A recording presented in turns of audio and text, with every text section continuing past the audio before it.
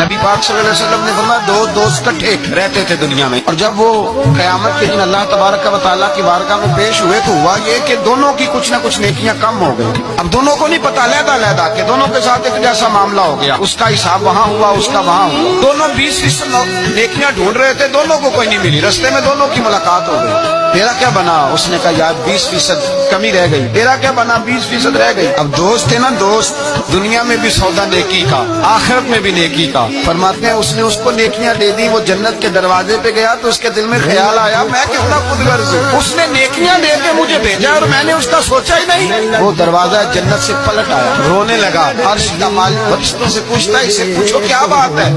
اس نے کہا مولا مہربانی کر، میں دنیا میں بھی اس کے ساتھ رہا ہوں، اگر جنت میں بھی ہمیں اکٹھا فرما دو، تیری شان رحمت میں کمی نہیں آئے گی۔ میرے مصطفیٰ کریم فرماتے ہیں اس دوست کی برکت سے اللہ دوسرے کو بھی جنت عطا فرما دے گا۔